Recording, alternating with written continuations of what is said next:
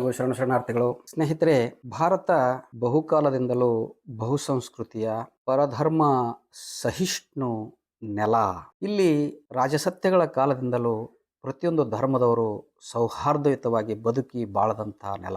ಕಳೆದ ಒಂದು ಶತಮಾನದಿಂದ ಈಚೆ, ಅದರಲ್ಲೂ ವಿಶೇಷವಾಗಿ ಕಳೆದ ಒಂದೆರಡು ದಶಕಗಳಿಂದ ಈಚೆ ಅಥವಾ ಮೂರ್ನಾಲ್ಕು ದಶಕಗಳಿಂದ ಈಚೆ ಭಾರತವನ್ನು ಏಕ ಸಂಸ್ಕೃತಿಯ ಚೌಕಟ್ಟಿಗೆ ಸಿಲುಕಿಸುವ, ಇಲ್ಲಿ ಒಂದು ಧರ್ಮ, ಒಂದು ಭಾಷೆ, ಒಂದು ಸಂಸ್ಕೃತಿ ಅನ್ನುವಂಥ ಒಂದು ಮಿಥ್ಯವನ್ನು ಹರಡುವ ಕೆಲಸ ವೇಗವಾಗಿ ನಡೀತಾ ಇರೋದರಿಂದ, ಮತ್ತು ಮುಸಲ್ಮಾನರನ್ನ ದ್ವೇಷಿಸ್ತಕ್ಕಂಥ, ಕ್ರಿಶ್ಚಿಯನ್ರನ್ನ ದ್ವೇಷಿಸ್ತಕ್ಕಂಥ, ಸಿಖ್ಖರನ್ನ ಮತ್ತು ಲಿಂಗಾಯತರನ್ನ, ಜೈನರನ್ನ ಮತ್ತು ಬೌದ್ಧರನ್ನ ದ್ವೇಷಿಸ್ತಕ್ಕಂಥ ಇವರೆಲ್ಲರೂ ಸೇರಿದ್ರೆ ಇವರೇ ನಿಜವಾದ ಭಾರತೀಯರು. ಈ ನಿಜವಾದ ಭಾರತೀಯರನ್ನ ಬೇರೆ ಎಲ್ಲಿಂದಲೋ ಬಂದಂಥ ಈ ಫೇಕ್ ಭಾರತೀಯರು, ನಕಲಿ ಭಾರತೀಯರು ದ್ವೇಷಿಸ್ತಕ್ಕಂಥದ್ದನ್ನು ನಾವು ನೋಡ್ತೇವೆ. ಆದರೆ ಇವರ ಅಸಲಿ ಇತಿಹಾಸ ಎಂಥದ್ದು? ಇವತ್ತು ಲವ್ ಜಿಹಾದ್ ಅನ್ನುವಂಥ ಹೆಸರಲ್ಲಿ ಮುಸಲ್ಮಾನ್ ಯುವಕರು ಹಿಂದೂ ಯುವತಿಯರನ್ನ ಮದುವೆ ಆಗ್ತಿದ್ದಾರೆ ಅನ್ನುವಂಥ ಕೋಲಾಹಲವನ್ನು ಸೃಷ್ಟಿ ಮಾಡೋದು. ಒಂದು ಕಡೆ ತಮ್ಮದೇ ಪಕ್ಷದ, ತಮ್ಮದೇ ಸಂಘಟನೆಯ ಎಲ್ಲ ನಾಯಕರು ಮುಸಲ್ಮಾನ್ ಯುವಕರಿಗೆ ತಮ್ಮ ಮಕ್ಕಳನ್ನು ಕೊಟ್ಟು ಮದುವೆ ಮಾಡೋದು.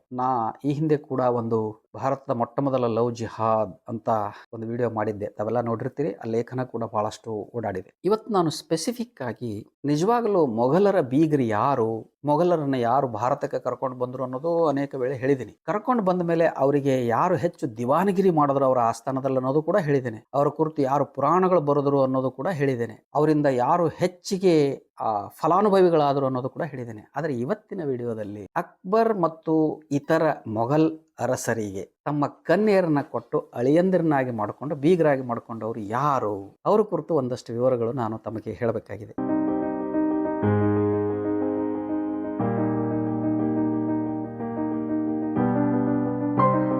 ಇಲ್ಲಿ ಅಕ್ಬರ್ ಚಕ್ರವರ್ತಿಯ ಹಿಂದೂ ಪತ್ನಿಯರು, ಇದರ ಶೀರ್ಷಿಕೆ ಹೀಗೆ ಇಟ್ಕೊಂಡು ನಾವು 1562ನೇ ಇಸ್ವಿ ಅಕ್ಬರ್ ಅಮೇರ್ನ ರಾಜ ಬರ್ಮಾಳನ ಮಗಳು ಹೀರಾ ಕುಮಾರಿಯನ್ನ, ಆಕೆಗೆ ಹರ್ಕಾಭಾಯಿ ಅಥವಾ ಜೋಧಾಭಾಯಿ ಅಂತ ಕೂಡ ಕರೀತಿದ್ರು, ಆಕೆನ ವಿವಾಹ ಆಗ್ತಾನೆ. ಇದು ಅಕ್ಬರ್ 1562ರಲ್ಲಿ. ಮುಂದೆ ಒಂದು 8 ವರ್ಷಗಳ ನಂತರ 1570ರಲ್ಲಿ ಅದೇ ಅಕ್ಬರ್ ಜೈಸಲ್ಮೇರ್ನ ರಾಜ ಹರಿರಾಜ್ ಸಿಂಗ್ನ ಮಗಳು ನಾಥಿಬಾಯಿಯನ್ನ ವಿವಾಹ ಆಗ್ತಾನೆ. 1570ರಲ್ಲಿ ಅದೇ ವರ್ಷ ಬಿಕಾನೇರ್ನ ಕುನ್ವರ್ ಶ್ರೀ ಕನ್ನೋ ಅವರ ಮಗಳು ಮತ್ತು ಬಿಕಾನೇರ್ ರಾವ್ ಕಲ್ಯಾಣ್ ಸಿಂಗ್ ಅವರ ಸಹೋದರನ ಮಗಳು ರಾಜ್ ಕನ್ಹರಿಯನ್ನ ಅಕ್ಬರ್ ವಿವಾಹ ಆಗ್ತಾನೆ. ಆ ವರ್ಷ 2 ವಿವಾಹ ಆಗ್ತಾನೆ. ಮತ್ತೆ 1570ರಲ್ಲಿ ಬಿಕಾನೇರ್ನ ಕನ್ವರ್ ಭೀಮರಾಜನ ಮಗಳು ಭಾನುಮತಿ ಕನ್ವರಿಯನ್ನು ಕೂಡ ಅಕ್ಬರ್ ವಿವಾಹ ಆಗ್ತಾನೆ. ಮುಂದೆ 1573ರಲ್ಲಿ ಅಕ್ಬರ್ ನಾಗೌರ್ನ ರಾಜ ಜೈಚಂದನ ಮಗಳನ್ನ ವಿವಾಹ.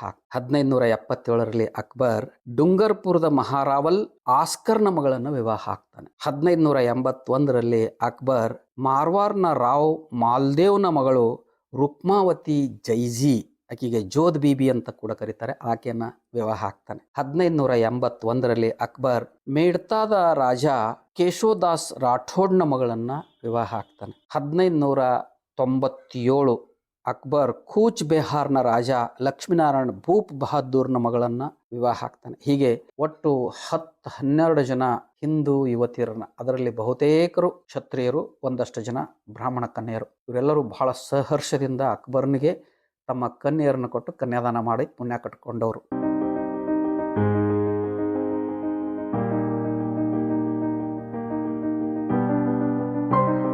ಇನ್ನು ಅಕ್ಬರ್ನ ನಂತರ ಜಹಾಂಗೀರ್ನ ಆಳ್ವಿಕೆಯಲ್ಲಿ, ಈ ಜಹಾಂಗೀರ್ 1585ರಲ್ಲಿ, ಈ ಜಹಾಂಗೀರ್ ಅಂದ್ರೆ ಈತನ ಹೆಸರು ಸಲೀಂ ಅಂತ ಕೂಡ ಕರೀತಾರೆ, ಈತ ಅಮೇರ್ನ ರಾಜ ಭಗವಾನ್ ದಾಸನ ಮಗಳು ಮಾನ್ಭವತಿ ಮಾನ್ಬಾಯಿಯನ್ನ ವಿವಾಹ ಆಗ್ತಾನೆ. 1586ರಲ್ಲಿ ಜಹಾಂಗೀರ್ ಜೋಧ್ಪುರದ ರಾಜ ಉದಯ್ ಸಿಂಗ್ನ ಮಗಳು ಜಗತ್ ಬೋಸಾಯಿನ್ ಮನ್ವತಿ ಜೈಜಿಲಾಲ್ ಸಾಹಿಬಾ ಬಿಲ್ಕಿಸ್ ಮಖಾನಿ ಅಂತ ಕೂಡ ಆಕೆಗೆ ಕರೀತಾರೆ, ಆಕೆಯನ್ನು ವಿವಾಹ ಆಗ್ತಾನೆ. 1587ರಲ್ಲಿ ಜಹಾಂಗೀರ್ ಜೈಸಲ್ಮೇರ್ನ ಮಹಾರಾವಲ್ ಭೀಮ್ಸಿಂಗ್ನ ಮಗಳು ಮಲಿಕಾ ಇ ಜಹಾನ್ ಬೇಗಂನನ್ನ ವಿವಾಹ. 1591ರಲ್ಲಿ ಜಹಾಂಗೀರ್ ಮೇಡ್ತಾದ ರಾಜ ಕೇಶೋದಾಸ್ ರಾಠೋಡ್ನ ಮಗಳು ಕರಂಸಿ ಬೈಜಿಲಾಲ್ ಸಾಹಿಬಾ ಕರ್ಮಾನ್ಸಿ, ಆಕೆಯನ್ನು ಕೂಡ ವಿವಾಹ ಆಗ್ತಾನೆ. 1584ರಲ್ಲಿ ಜಹಾಂಗೀರ್ ನೂರ್ಪುರದ ಅಂದ್ರೆ ಕಾಂಗ್ರಾ ಆದ ರಾಜ ಬಸುನ ಮಗಳು ರತನ್ಬಾಯಿ ಸಾಹಿಬಳನ್ನು ಕೂಡ ವಿವಾಹ ಆಗ್ತಾನೆ. ಇದು ಅಕ್ಬರ್ನ ಮಗ ಜಹಾಂಗೀರ್ ಅಥವಾ ಸಲೀಂ ಒಂದು 5-6 ಜನ ಬ್ರಾಹ್ಮಣರು ಮತ್ತು ಕ್ಷತ್ರಿಯರ ಕನ್ಯರನ್ನ ವರಿಸಿದಂತಹ ಕಥೆ.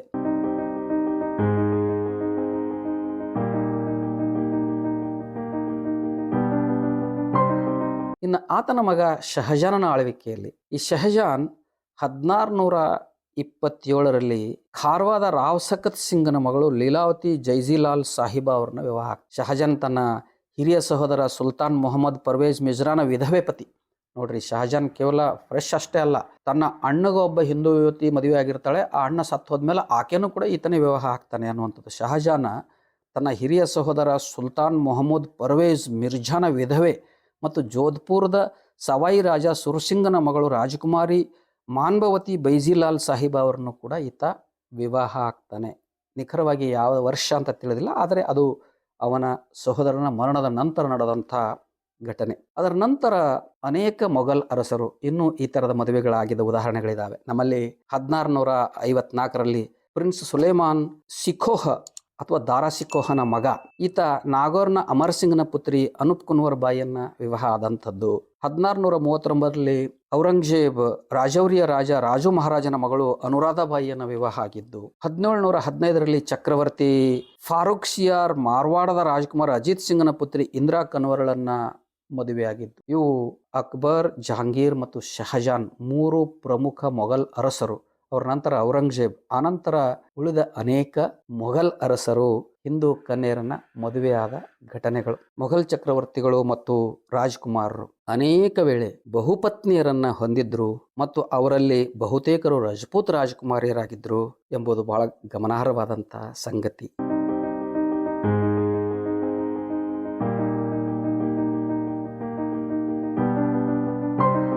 ಮೇಲಿನ ಪಟ್ಟಿ ಐತಿಹಾಸಿಕವಾಗಿ ಮಹತ್ವದ ಮತ್ತು ದಾಖಲಾದ ಕೆಲವು ವಿವಾಹಗಳನ್ನು ಮಾತ್ರ ಈ ಪಟ್ಟಿಯಲ್ಲಿ ನಾವು ನೋಡೋದಕ್ಕೆ ಸಾಧ್ಯ ಆಗಿದೆ. ಮೊಘಲರಿಗೆ ಕನ್ಯರನ್ನು ಕೊಟ್ಟು ಮದುವೆ ಮಾಡಿದ ರಜಪೂತರು ಹಾಗೂ ಮೊಘಲರ ಆಸ್ಥಾನದಲ್ಲಿ ಮಂತ್ರಿಯಾಗಿ ನಿಷ್ಠೆಯಿಂದ ಸೇವೆ ಸಲ್ಲಿಸುತ್ತಿದ್ದಂತಹ ಬ್ರಾಹ್ಮಣರು, ಇವರು ಯಾರು ಹಿಂದೂ ಧರ್ಮನಿಷ್ಠರು ಅಂತ ನಮಗೆ ಅನಿಸೋದಿಲ್ಲ. ಇದೆಲ್ಲವನ್ನು ನೋಡಿದಾಗ ದೇಶಭಕ್ತರಂತೂ ಕೂಡ ಮೊದಲೇ ಅನಿಸೋದಿಲ್ಲ. ಹಿಂದೂ ಧರ್ಮಕ್ಕೆ ವಿರುದ್ಧವಾಗಿ ಮುಸಲ್ಮಾನರನ್ನ ಅವರ ಆಸ್ಥಾನದಲ್ಲಿ ಮಂತ್ರಿಗಳಾಗುವ ಮೂಲಕ ಅವರಿಗೆ ಕನ್ಯೆಯರನ್ನು ಕೊಟ್ಟು ಅವರ ಆಳ್ವಿಕೆಯನ್ನು ಗಟ್ಟಿಗೊಳಿಸಿ ತಾವು ಮಾತ್ರ ಕರಮುಕ್ತರಾಗಿ ಗೋದಾನ, ಭೂದಾನ, ಕನ್ಯಾದಾನಗಳನ್ನೆಲ್ಲ ಸ್ವೀಕರಿಸಿದಂಥ ಘಟನೆಗಳು ಇವರ ಧರ್ಮನಿಷ್ಠೆ ಮತ್ತು ದೇಶಭಕ್ತಿಯನ್ನು ಪ್ರಶ್ನಾರ್ಹವಾಗಿಡ್ತವೆ.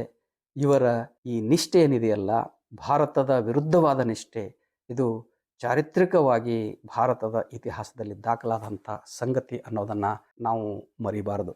ಇವತ್ತಿನ ದಿನ ಯಾರಾದರೂ ಬಡವರು ಬೇರೆ ಬೇರೆ ಧರ್ಮದವರು ಮದುವೆ ಆದರೆ ಅದನ್ನು ಲವ್ ಜಿಹಾದ್ ಅನ್ನೋದು, ರಸ್ತೆಯಲ್ಲಿ ತಡೆಯೋದು, ಗೂಂಡಾಗಿರಿ ಮಾಡುವಂಥದ್ದು, ಇವೆಲ್ಲವನ್ನು ನೀವು ನೋಡಬಹುದು. ಒಂದು ಕಾಲದಲ್ಲಿ, ವೇದ ಕಾಲದಲ್ಲಿ ಗೋವನ್ನು ಸಂಹರಿಸಿ ಯಜ್ಞಯಾಗಗಳಿಗೆ ಬಲಿ ಕೊಟ್ಟು ಗೋಮಾಂಸವನ್ನು ಭಕ್ಷಿಸುತ್ತಿದ್ದವರು ಇವತ್ತು ಗೋಮಾತೆಯನ್ನು ರಕ್ಷಿಸುವ ವೇಷದಲ್ಲಿ ಗೂಂಡಾಗಿರಿ ಮಾಡುವಂಥದ್ದನ್ನು. ಒಂದು ಕಾಲದಲ್ಲಿ ಮೊಘಲರಿಗೆ ಕನ್ಯೆಯರನ್ನು ಕೊಟ್ಟು ಅವರ ಆಸ್ಥಾನದಲ್ಲಿ ದಿವಾನಗಿರಿಯನ್ನು ಮಾಡಿಕೊಂಡು ಅವರ ಕುರಿತು ಪುರಾಣಗಳನ್ನು ಬರ್ಕೊಂಡು ಅವರಿಗೆ ಹೊಗಳಿ ಇಲ್ಲಿ ತಮ್ಮ ಬೆಳೆಯನ್ನು ಬಯಸ್ಕೊಂಡವರು ಇವತ್ತು ಮುಸಲ್ಮಾನರನ್ನು ದ್ವೇಷಿಸುವ ನಾಟಕ ಮಾಡ್ತಾ ಇರುವಂಥದ್ದನ್ನು ನೀವೆಲ್ಲ ಗಮನಿಸಿದಾಗ ಇವರೆಂಥ ಉಸಿರುವಳ್ಳಿಗಳು ಅನ್ನೋದು ನಿಮಗೆಲ್ಲ ಅರ್ಥ ಆಗ್ತದೆ. ಶರಣಾರ್ಥಿ. ಸತ್ಯವನ್ನು ಪ್ರತಿಪಾದಿಸುವ, ಜನರನ್ನು ಜಾಗೃತಿಗೊಳಿಸುವ ನನ್ನ ವಿಡಿಯೋಗಳನ್ನು ತಪ್ಪದೆ ಎಲ್ಲರೂ ನೋಡುತ್ತೀರಿ. ನೋಡಿದಾದ ಮೇಲೆ ಈ ವಿಡಿಯೋಗಳನ್ನು ನೀವಷ್ಟೇ ನೋಡಿ ಮರೆತು ಬಿಡದೆ ನಿಮ್ಮ ಸಮೀಪದ ಬಂಧುಗಳಿಗೂ ಸ್ನೇಹಿತರುಗಳಿಗೂ ಹಂಚಿಕೊಳ್ಳುವುದನ್ನು ಮರೆಯದೆ ನನ್ನ ಈ ಚಾನಲ್ನಲ್ಲಿ ಬರತಕ್ಕಂಥ ಜಾಯಿನ್ ಆಪ್ಷನನ್ನು ನಿಮ್ಮದಾಗಿಸಿಕೊಳ್ಳಿ. ಈ ಚಾನಲ್ಗೆ ಸದಸ್ಯರಾಗುವ ಮೂಲಕ ಚಾನಲನ್ನು ಬಲಪಡಿಸುವ ಕಾರ್ಯ ನೀವು ಮಾಡ್ತಾ ಹೋದರೆ ನಾನು ಕೂಡ ಅನೇಕ ನಿಗೂಢವಾಗಿ ಮರೆಯಾದ ವಿಷಯಗಳು ತಮ್ಮೆದುರುಗಡೆ ಇಡ್ತಾ ಹೋಗ್ತೇನೆ. ಎಲ್ಲರಿಗೂ ಶರಣು.